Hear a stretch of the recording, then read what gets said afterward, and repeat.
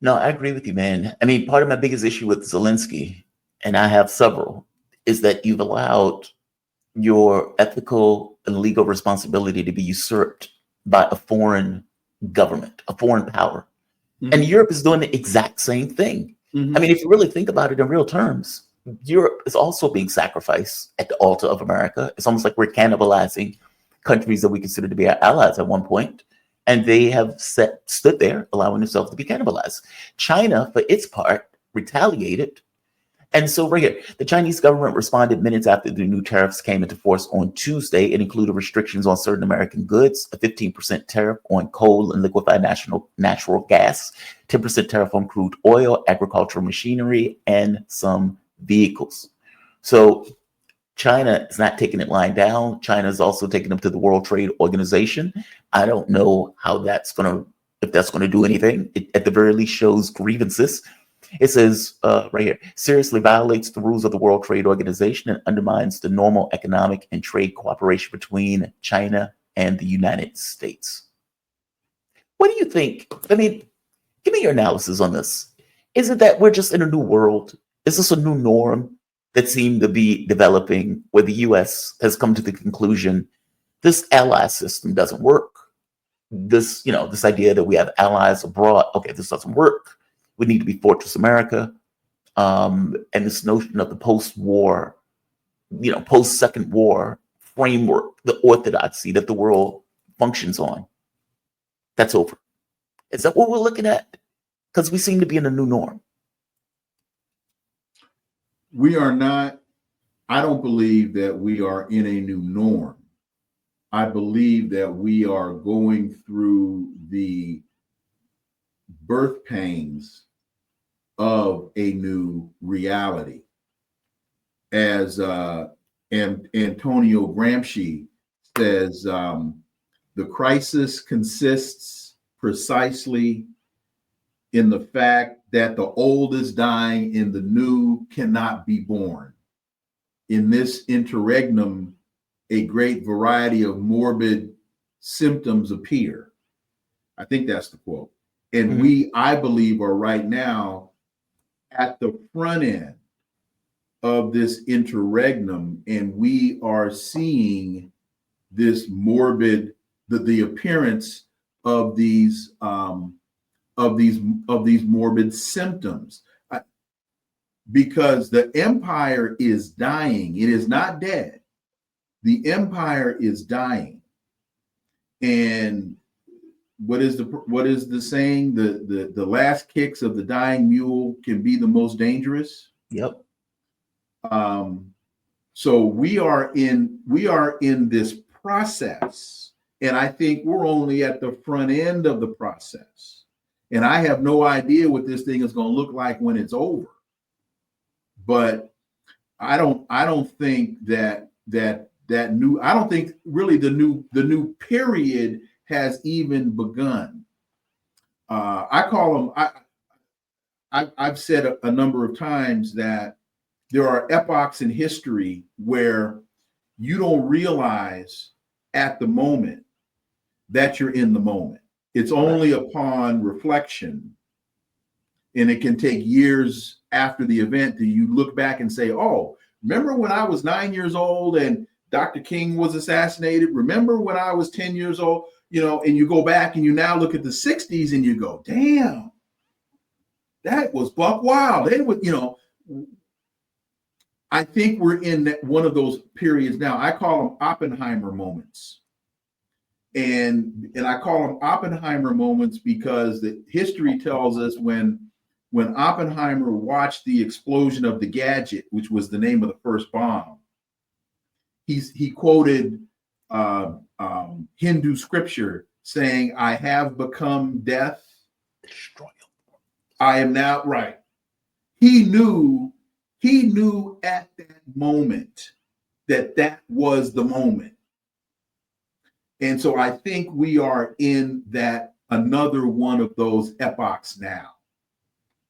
But we're at the very front end of this thing. And I believe one of the elements that's going to have to happen is the unrest that I'm talking about is going to take place here.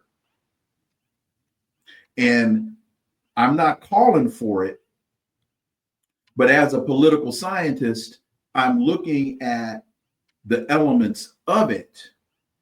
And it's like baking a cake. You put the flour in there, you put the eggs in there, you put the butter in there, you put it in the oven, and you pretty much know.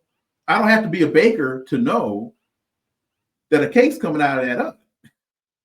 So we're seeing the elements.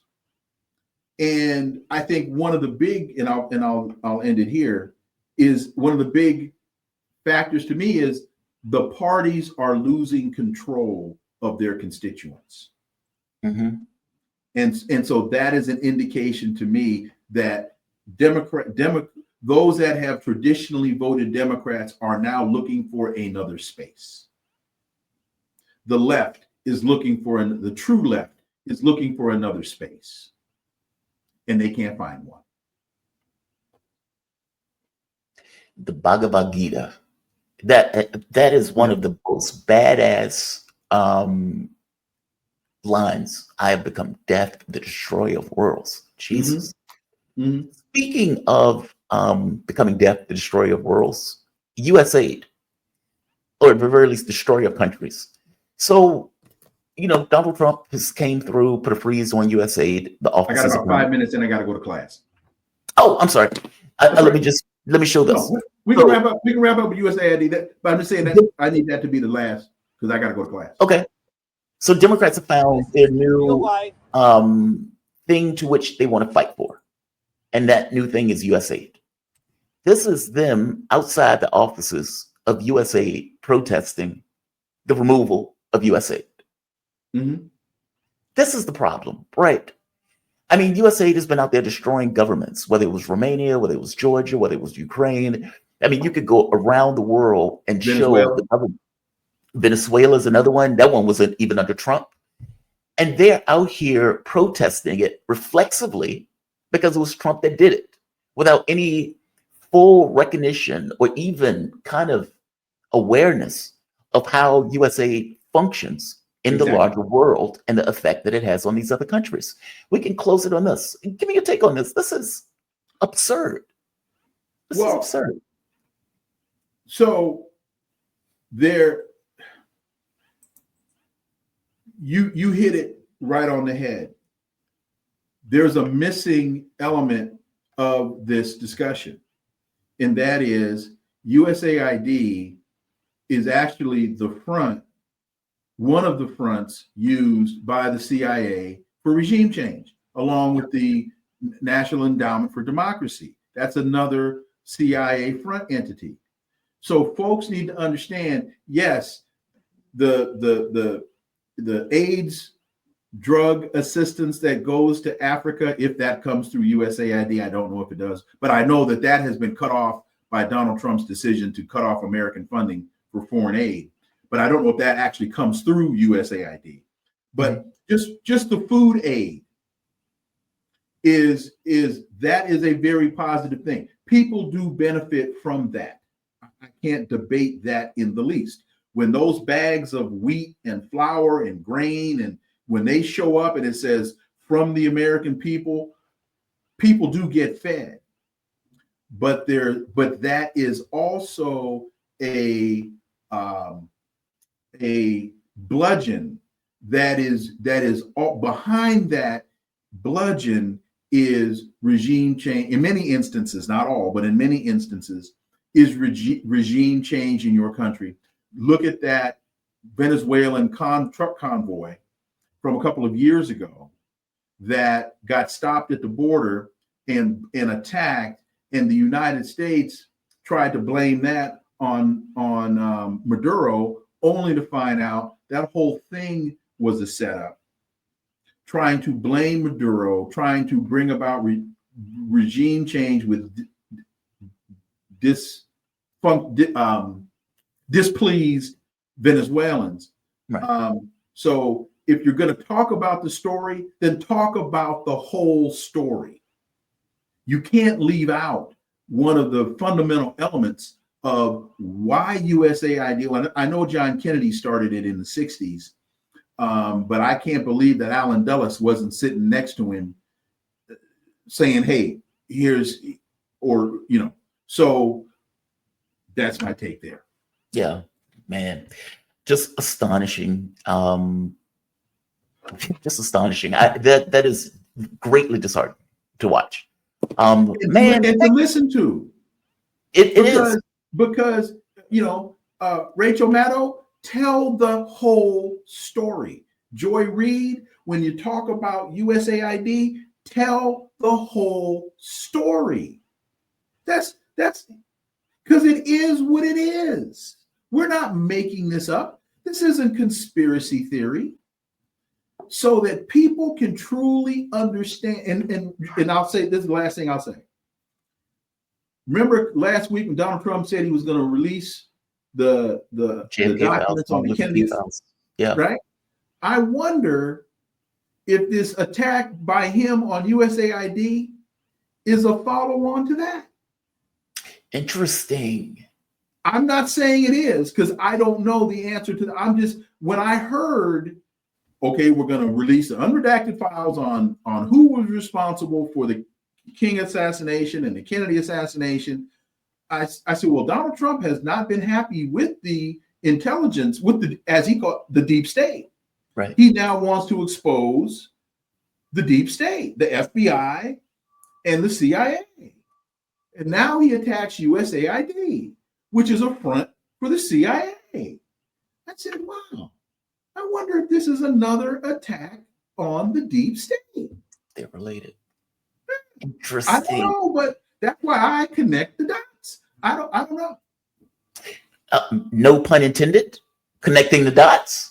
Dr. Wilmer Leon, he's a political scientist, nationally syndicated columnist, and host of Connecting the Dots. Thank you, my man. Be safe. Have a good one. Yeah, his show is called Connecting the Dots. It is on YouTube. You can definitely check him out. You can also catch him on Twitter at Dr. W. Leon. The man is fantastic. He is really fantastic. He has a class first thing in the morning. So he was nice enough to join me before the class initiated. And he is absolutely right. I mean, for all intents and purposes, all of these guys are standing out here as if reflexively, just because Trump was against it, that they should be for it. As if, it's like, think about that. Like, you could go down the list, for God's sake. The Ukrainian government was overthrown. And in being overthrown, NGOs like USAID or National Endowment for Democracy was marshaled to drop billions into that country in order to overthrow that country, meaning we are in the situation that we're in now as a direct result of policy of things like USAID. Democrats have decided we must fight for what? Regime change? Is that what this is? Either you guys are so ignorant that you don't necessarily know what USAID is for, or you are just reflexively against anything that Donald Trump is doing, missing the fact that just because Donald Trump does it, doesn't necessarily mean by definition that it's wrong. Like, this is what I mean when I say like this kind of value set thing. It's not about having a value set that is completely reflexive to somebody else. It's also about being able to hold your shape, to have things that you care about that are not entirely reflexive, not entirely relative to your opposition and to the other party. Meaning, if your other party agrees with you on something, or your opposition agrees with you on something, that's just something your opposition agrees with you on. The notion that you all of a sudden decide, well, now I need to be against this thing in order to be opposite. Why? Why? This was actually something he did that was good. This was something that was good.